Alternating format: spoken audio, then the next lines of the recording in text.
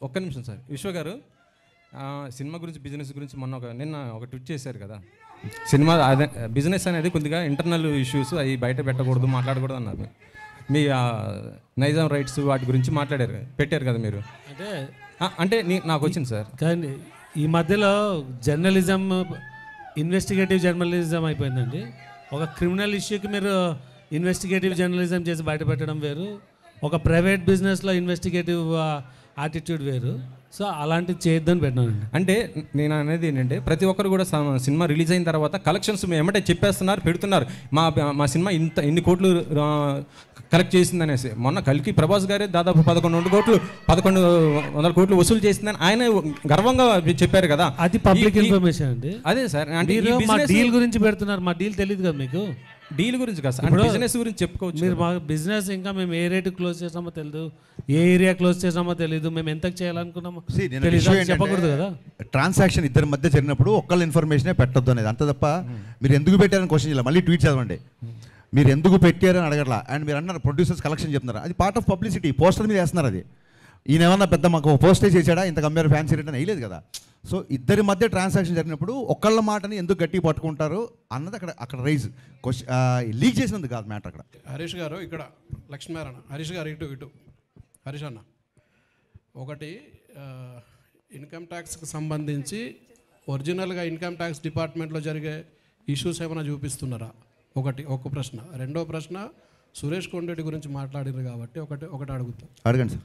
Film critics అసోసియేషన్కి మీరు ఒక letter ఇవ్వండి. ఓకే, యాజ్ అ డైరెక్టర్గా దాన్ని ఫిలిం క్రిటిక్స్ అసోసియేషన్ వాళ్ళు ఏమైనా యాక్షన్ తీసుకుంటారేమో చూద్దాం. ఓకే. ఇంకోటి, ఇంతమంది డైరెక్టర్లు ఉండగా ఇండస్ట్రీలో హరీష్ శంకర్ అనే వ్యక్తి ఎందుకు కాంట్రవర్సీ అవుతున్నాడు? ఒకటే సార్, ఇంతమంది డైరెక్టర్లు ఉండగా హరీష్ శంకరే కాంట్రవర్సీ అవుతున్నాడు అనేది మీ ఒపీనియను. నేను దాన్ని 100% ఏకీపించను. సెకండ్ థింగ్ ఏంటంటే అందరు డైరెక్టర్లు ఒకేలా ఉంటారు సార్. ఒక్కొక్క సినిమా తీద్దామని వచ్చాం కదా, ఒక్కొక్కళ్ళ నేచర్ ఒకలా ఉంటుంది. కాంట్రవర్సీ అనేకంటే కూడా నేను ఏదో ఇప్పుడు నా డైలాగ్కి సినిమాలో చప్పట్లు కొడతారు. సో మీ దగ్గర చప్పట్లు కొట్టించుకోవడానికో లేకుంటే మీ మీద కౌంటర్ వేస్తే ఏదో అంటారని కాదు. నేను ఇప్పుడు సురేష్ కొండరెడ్డి గారితో ప్రవర్తించినట్టు మీతో ఎప్పుడు ప్రవర్తించి ఉండను నాకు తెలిసి. అలాగే ఇంకోళ్ళతో ఎప్పుడు ప్రవర్తించి ఉండను. అండ్ కమింగ్ టు ఎక్కడైతే నిజాయితీ ఉంటుందో అక్కడ వాల్యూమ్ ఎక్కువ ఉంటుందండి, ఆ గొంతుకు వాల్యూమ్ ఎక్కువ ఉంటుంది. సో గతంలో జిహెచ్ఎంసీని ట్యాగ్ చేస్తూ కానీ లేకుంటే డ్రైనేజ్ సిస్టమ్స్ కానీ ఒక చోట అనాథరైజ్ కన్స్ట్రక్షన్ జరుగుతుండే, మా ఇంటి పైన వాళ్ళు చిన్నపిల్లలు నిద్రపోకుండా ఏడుస్తుంటే రైట్ అంతా వాళ్ళు కాంక్రీట్ వర్క్ చేస్తుంటే కానీ నేను ట్వీట్ చేశా. సో బేసిక్గా కొంచెం కన్సర్న్ ఉన్నవాళ్ళు డెఫినెట్గా అదేమంటారు, చెట్లున్న అది పళ్ళున్న చెట్టుగా రాళ్ళ దెబ్బలు ఉంటాయి కాబట్టి కాంట్రవర్సీలు. ఓకే. విశ్వప్రసాద్ గారు, హరీష్ గారు ఒక్క నిమిషం బ్రదర్, ఒక్క నిమిషం. విశ్వప్రసాద్ గారు, ఈ సినిమాలో నల్లధనం గురించి చెప్తున్నారు. ఈ దేశంలో మొత్తం కార్పొరేట్ వ్యవస్థ దగ్గరనే నల్లధనం ఉన్నది. ఈ సినిమా మీరు ఏ ధనంతో సినిమా తీసిండ్రు? బ్రదర్ ఆగండి ఒక్క నిమిషం, వినండి.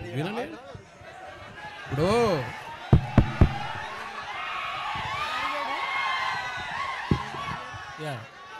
నేను ఒక పవన్ కళ్యాణ్ ఫాలోవర్ అండి, నాకు అదే ధైర్యం.